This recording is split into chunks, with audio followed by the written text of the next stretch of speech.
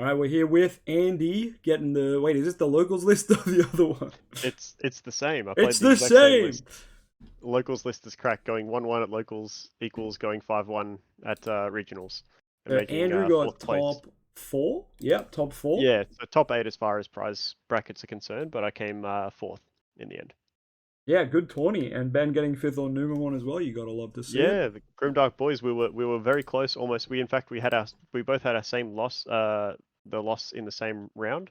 So the whole time we were super close in the rankings. We were very Yeah, you got a concerned about having to pair. getting a pair, but we managed to dodge it the whole time. So we were very lucky. All right, take us Um, through. but yeah, so I took Imperial, which is always been one of my favorite decks, and it's one of those great things where your favorite deck suddenly has time to shine again because it's got a whole heap of new busted support. So we'll go through the choices. I made a few interesting, I guess you could say, choices compared to some other lists, and each have their merit, but this is what I was most comfortable with. So first, we got the four BT12 Demi. It's just that slight bit more consistent draw power. You won't always have jamming, though you try to. One of the cool things with this interaction is in a desperate situation, I had this come up a few times. You might just need to see cards, move it up onto memory, evolve a Stingmon on it, uh, like attack over a Nukamon, for example, and you'll still get the draw.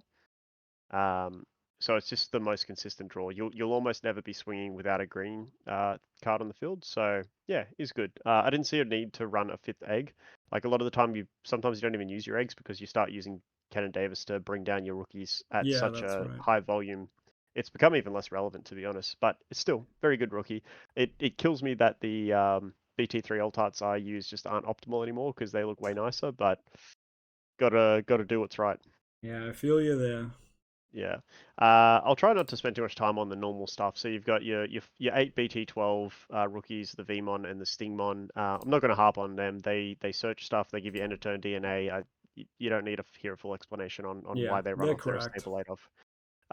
I went two promo Veemons. This is a card that people run one, two, three, four of. Like it seems to be just wildly inconsistent in terms of what people run.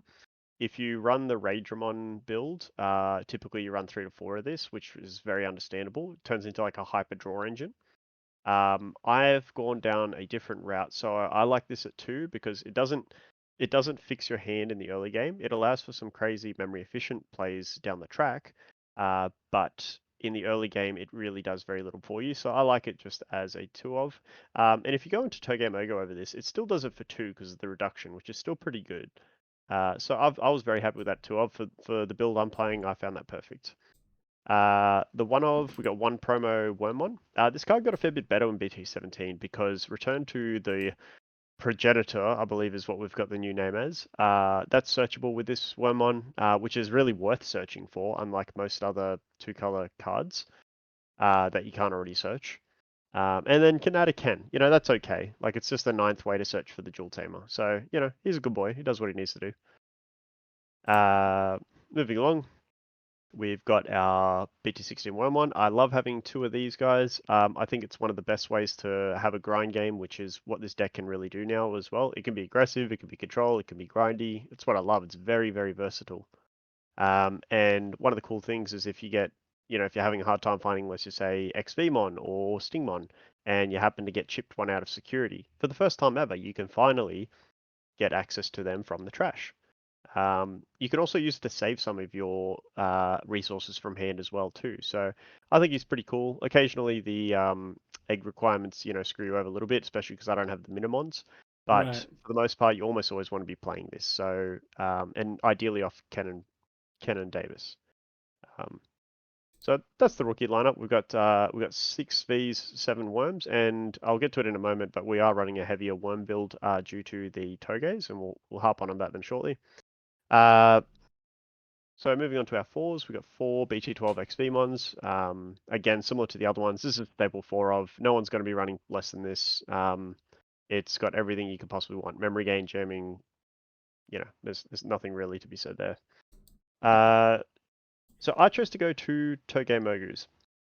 This is an interesting card that I did a complete 180 on. At the start of BT16, I thought this was the worst card in this archetype. I thought it was expensive, and I thought going over worms was bad because Veemon's always better. However, I've changed my mind for so many reasons, and this actually won me quite a few of my games today, especially against the Ancient Garuru decks. I've versed 4 of them out of my 6 matches, and only lost to 1. And Togemogo was a very big part of why. So first of all, it goes over Wormmons for 2, which is why I run. It's part of the reason I run 7 Wormmons. I think that's the best lineup of Wormmons. Um, when they have one of the guys come suspended, usually during an attack, you get to trash a material. In this case, for example, if you had to, and they were rushing hard, I had times where I was stripping off the Coromon, so they would deny the draw.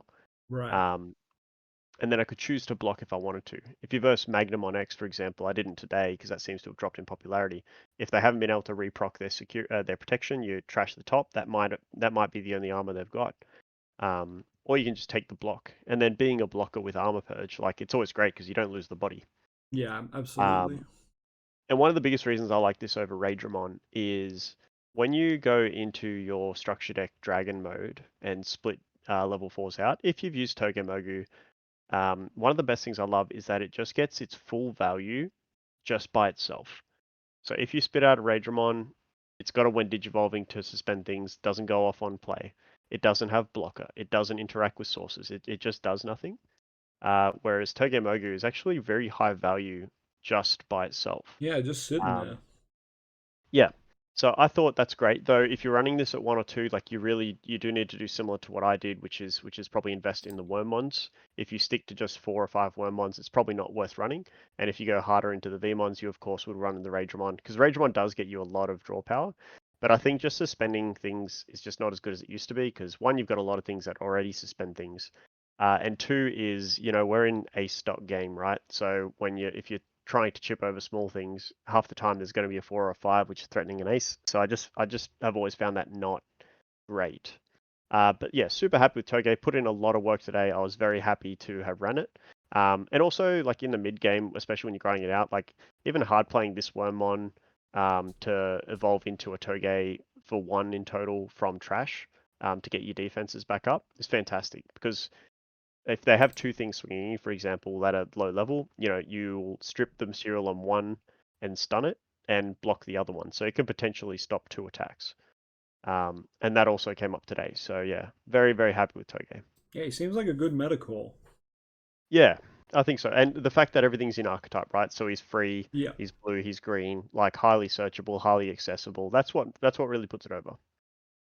Um, I chose to run 1 BT16. I've kept this guy at 1 for a while. So most builds either run this or they run EX1, or they don't run a fifth EXB at all. I like this one because not so much for the stack itself. I loathe running my stacks in without jamming. It's a horrendous feeling. Um, but it's usually more there for the when digivolving or on play, depending on the situation, to help you get past some particular situations. One of them, which is a fairly common one, might be, for example, if your opponent has no security left and you have, let's just say, a Imperialdramon with 2 swings. If you can get this guy established without passing turn and make it immune to battle deletion, their Magna X can block it, but you can just say, okay, no worries, I don't die, re-swing again. Yeah. Um, or another common one I like is that if you have a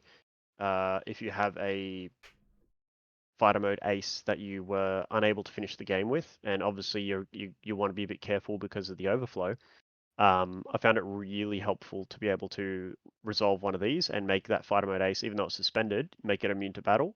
And it's just that bit harder to get rid of, right? Yeah, Um, absolutely. I think the deck would live without this card, but I really enjoyed it as a one of. It just gives you that little bit more toolbox. The 2000 DP can come up, but like it's not really too relevant. Yeah. Sometimes it is. It's not why Like you're you playing think the it's card, but relevant, it's there. but there's so many aces that strip or bounce or give DP and stuff. Like it's definitely not the craziest thing. So Sting ones, look, these Sting ones like go in. You could run these at a few different ratios. I chose to go 2 BT12 and 3 draw power. My logic is I want the draw power first because I want to be able to combo first. And then BT12 one, the idea, if I can, ideally this is the one I'll put in the stack that I'm gonna intend to use with Dragon mode to spit out and then keep printing memory. Yeah. Um, but usually my first stack will have this Stingmon and this XVmon most commonly. Oh, there we go, sorry. And that you just drawing. So usually you'll have this, and you'll probably have a normal rookie. So usually you draw 2, then draw 1. If you have this guy, it's like draw 3, then draw 2. So I like having 3 draw 1s, and then yeah, this guy I'll just use again and again. I only run 2 just so I can see 1. And then again, I'll try and memory print with that all the time, spitting out two of the BT12s, memory gain. I just don't think you need multiples. Like I think piercing is a little bit overrated. You have a lot of times where you're just going to stun and lock their board, and piercing is just not needed. I like this for the memory gain more than the piercing. I think just the piercing is just not necessary. Moving along. Imperialdramon. So as my 7th one, look, you've got kind of 3 main options here, right? Dino Veemon, BT12, Imperialdrust, BT12, or a 3rd copy of Structure Deck. For this tournament, I decided to go with Paldra. I think it's been performing the best recently. The strip's okay, it's the memory gain. So now that we've got this new option card that lets me go into a dragon mode for 2 on top of this in total, I've been finding that it's more relevant to stay on turn, and then I can swing over something, take something off the board, or I can go for a security and then gain a memory at the end of that, which means I can potentially extend, and this did happen, even more plays. That's to say that whenever you're not seeing this pal, generally it's a bad time, right? So which leads us into BT16. Look, again, nothing surprise here. This is a really aggressive card that also enforces a very strong control element with the lock, and then gives partition. So yeah, card's bonkers. This is, if you see this reliably and keep comboing with it, you're probably winning that match. And if you don't, you don't. Structure 9, hell. Look, you just want to have multiple ways to keep doing multiple checks. This deck can do control things, but at the end of the day, it's quite an aggressive deck. So you want to have 6 pals that at least that say swing twice. And in certain matchups in the mirror, this one's actually quite good. Like it's a bit odd, but for example, I versed one during the mirror, and they had Raidramon that they had to pass on, and just bottom decking things like that can sometimes be very good. Similar with Nume and similar with a few others. Just sometimes the bottom deck is even better because you can't ace when something gets bottom decked. But it is of course vulnerable. So that's it for the 5s. So moving to the 6s, this is where I've had a lot of changes over time. Most recently, I've settled on 3 fighter mode ace. I've dropped BT12. I've increased this amount. I think one of the biggest ways to get punished in this deck is having an opportunity to fighter mode ace and then not having it. Yes, it can mean you might brick that little bit more often from time to time, but it feels a lot worse like not having this and needing it than having it and not needing it. That's pretty much it. This gives you your main set of defense. Bottom decking stuff's pretty OP. And yeah. And then we did a 2-2 split of dragon modes. So you've got quite simply, you've got control dragon mode, and you've got aggressive dragon mode, which ironically the aggressive one is more expensive to play because this guy's cheaper over your 5s. But this came up a fair bit today, so there was in my matchups with Ancient, often I would use this to stun a Louis, for example, to make sure they can't unsuspend their Louis. Oh yeah, because this can tap a tamer and lock it. Yeah, exactly. It doesn't have to lock the thing it taps. It just Oh can. right. It says tap something, and then something can't get untapped until the end of the next So turn. you lock first and then you suspend. Yeah, exactly. Nice. So that would often be Louis. Because just I find that if I leave them on 1-2 memory and I take away some of the options for memory gain, that just was good. And then obviously it helped in terms of if people played things by effects, you could then drop an ace on them, which was always cool. So that came up quite a bit, but just as much came up Dragon mode. So ST9 Dragon mode. Yeah. Now this was always broken with HPD, but now we've got mini HPD in terms of return to the ancestors or primogenitors, whatever they called the new one. So now you'll almost always be paying at most 2 for this by playing the new option, and then giving it protection along the way. So now it's a lot more feasible to double swing with your cards. So if I go back up to either of these pails, as long as I can get back to 2 memory, which is very easy to do, I can swing twice, have it suspended, play 2 memory on this option, go into this dragon mode. Ideally, we're splitting BT12s, make another 5, gain 2 memory, swing twice more. Like it really unlocked some hyper aggressive plays. Um, and it also lets you play around things to a certain extent. So one of us Diva, for example, like sometimes you want to be usually the go-to is to pop out your 2 level 4s. But sometimes you want to be careful about what you put out. So on one case, I had a full stack and I still only chose to put out 1 Wormmon to get 1 more search because I wanted to keep the pieces in there for partition. And I also knew that there was a -4 or -8k board wipe coming up. And so it didn't make sense just to lose the materials for free.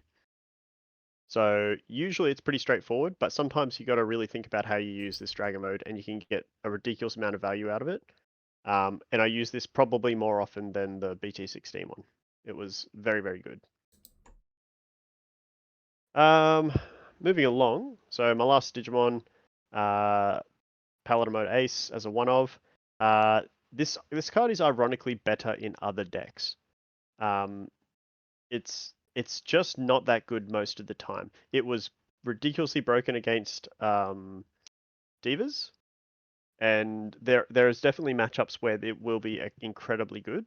But most matchups, if you think you're getting to having sitting on a 6 and being able to ace for a pally and have it make a difference, like you're either already super far ahead, or you're quite far behind and they're just going to kill you anyway. Because the unfortunate thing is this will get rid of inheritables, maybe like sec +1. But if you've got a wide board staring at you, this doesn't stop them, which is why I have a hard time running this at more than 1. I've seen some people say run it at 2 or 3. I don't know. I think that's insane currently. Yeah. Uh, Yeah. I'll see if I change my mind, but I think it's a good one of. And obviously in purple matches and things like that, obviously Yeah. setting back the whole trash is One a thing, bit good. one thing to remember: the Japanese format. This card was so important because everyone was playing the Omnimon Warp deck. So Mm, that deck being a white level 7, this card was a natural counter because if you put one of the Omnimons back to their deck, you gained 3 memory and ended their turn as well.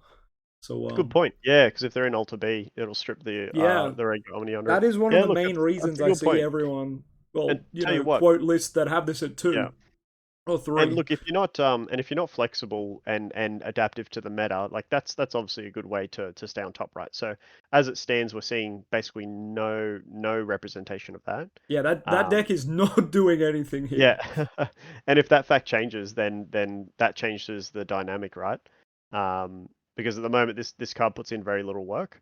I think it's cool, and again, it has a few niche interactions, Yeah, but there's very few times where they swing over my like dragon mode. It's cool if they swing with 15k into my dragon mode and I can go into this guy who's 16. Like, sure. But that was my most main games, use with it as well. In just a general yeah, green deck, it was like just the bigger DP number. yeah. I think it's arguably better in like divas and in Green Kawaga and things like that. Yeah, Which is weird to say, but I think you need it at 1, but you also need it to not be at more than 1 in this deck currently, and it's because it's within the archetype, right? Because it is technically free as it does that, and yeah, it's it's very blue and green, and that searchable in it's your highly list. searchable, highly searchable. So moving on to our last bits and pieces. So I ran 1 Hammer Spark, down from 2 in the older builds. Uh, I'd still like this at 1. Like I was thinking of dropping this and going 3 return to the progenitors.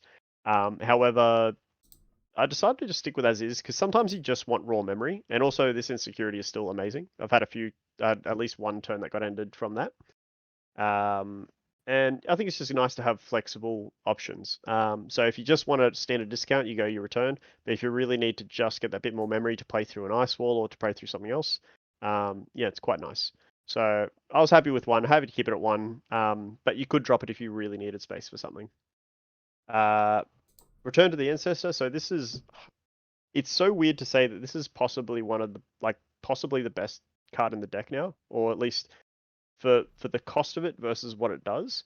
This is a ridiculous card. This is truly what's put it back into tier 1. So you get a huge discount. So you get a 4 memory discount on something for 2. If it's hidden security, not only does it get played out, but lets you play one of your Daemons for free, which is already incredibly good. In fact, that really turned one game around for me today. And then later on, you get protection. And not only do you get protection, your opponent's reward for trying to destroy your Digimon is that you get a free evolve, which is that's power creep if I've ever heard it, right? So now one of this deck's biggest weakness was losing to battles, because partition does not stop that. And now you say, oh, I swung in with my Pale that didn't have jamming and I died. Well, instead of dying, I'm going to go into a free dragon mode and spit 2 bodies out and then make another Pale and swing another 2 times. Like, because it's all turns and it really doesn't care how it gets destroyed as long as it's not by my own effect, if I recall. Yep. Yeah, other than one by my effects. So this card is maybe too good. Probably should have been a 3 or so memory card, but here we are. At the same time, it's you use it to kind of to combo off after you've kind of started putting things together, which is the main reason you probably don't really run it as a 4 of, because Yeah, it it makes doesn't sense. start combos, it doesn't search and it doesn't start combos, and it gets you technically this can get you from a 4 into a 5, but really you're only ever using this to go from Pale to Dragon modes in almost every scenario. There might be the niche scenario where you go from sorry, and this is specifically the from hand effect, to go from the 6 to the 7, but it's almost always going to be saying, hey, for 2 memory, I'm going to go from Pale into one of these Dragon modes. Um, yeah, incredibly good card. This is truly taking the deck to new heights. I probably wouldn't hate going to 3. And sorry to circle back to one more point. Another big part of the reason you have Pally Ace in here at all is because it's this guy needs to protect it. It needs to evolve into an Imperialdramon. So True. it's the only legal target to protect your 6s to go into because they need to go up a level. Sorry, Dragon mode can go into fighter mode, But yeah, your but fighter mode has to go into fighter mode Pally, needs hey? Pally. Yeah. Exactly. Um, hidden potential. I mean, hidden potential's hidden potential. It should be banned. Hard Free good. memory is dumb, especially now that you've got old mate over here spitting out free little bodies. Like it's this card is one of those ones that just seems to keep getting better as time goes. And look, it probably just shouldn't be legal. Whenever you resolve that in a game, it just does unfair things because the punish just isn't there. Because most of the things you suspend are just going to get used in DNA material anyway. Yeah, that's Uh, true. so it just really doesn't have a real cost. Like not most of the time. Yeah, in all the decks it's played in, it never has a cost. Like, let's be real. Yeah. Yeah. Or like, back in Bloomlord you'd spend them, but then you'd trigger something to gain memory or suspend one of your Yeah, opponent's things. Like exactly. it was Bloom always restands, and it's like, yeah. yeah. And then just coming to the end here, we've got our 2 Davis memory setter. I used to be a big fan of 4 of this and 3 of this, and in older builds I think that was still correct. But you just don't need to now because you've got so much memory gain, so much more efficiency tools. It's still very good, so there's still going to be decks that are going to keep trying to uh, choke you, and so it never hurts to say, hey, I'm going to search 2 and then turn that off. There also seems to be very little Tamer hate in the current meta, which is also nice. And getting this, you also now remember you have the opportunity in certain times where if you're lucky enough to have Ancestor and Security, you get to play this for free from Hand or Trash. So yeah, card's still good, still a staple 2 of. I wouldn't go higher currently. And then look, no surprise to anyone, 4 of the Dual Tamer. This card's busted. I don't know how we got a 5-cost Dual Tamer in BT17 that is so much worse than this card.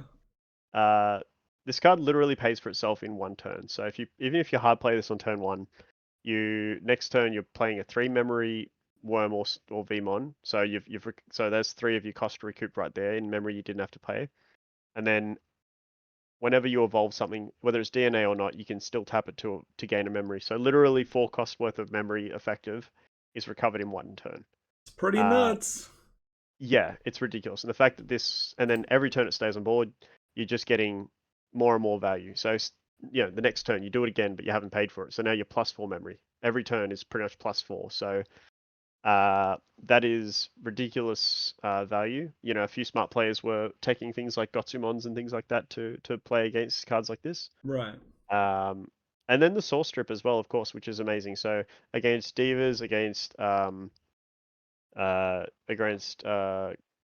was the green bug deck called again? The most recent one, Hercules Carboterabon. Oh yeah, Tyrant. Yeah. Um, Yeah, Tyrant, sorry. Yeah, that's one of the few ways to help like that with that matchup. You know, it's not monster effects, it's the tamer effects stripping them. So Oh yeah, so it plays around its protection. Yeah.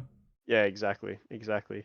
That's a weird matchup, that one, but uh, it's yeah, an incredible tamer. Again, it's not exactly breaking news that that's a four of, but it can't be overstated how good this tamer is. You could probably swap it to 5 cost with the other tamer, and it would still probably be worth Yeah, you'd playing. still play it. Yeah, 100%. So even if you like getting out for free is just like the absolute, cream on top there. The amount of games where this is hitting security and it just completely turns around that game Oh yeah. is ridiculous. It's very, very good. And look, that's the complete profile. I was obviously very happy with how it went and how I designed it to work. It just did. And yeah, I think Toge is pretty cool at the moment. That's probably the takeaway. Play this guy. He's cool. Hell yeah. And Well, thank you yeah, for the if you had any profile. questions, happy to answer. But that's the profile. Yeah, comment down below if you have questions. Andrew or I will answer them. But yeah, thank you for the deck profile. Congrats again on the result. My pleasure. And I look forward to getting that serialized Omni in the mail. It's gonna be good. Oh hell yeah. Cheers. Thank you.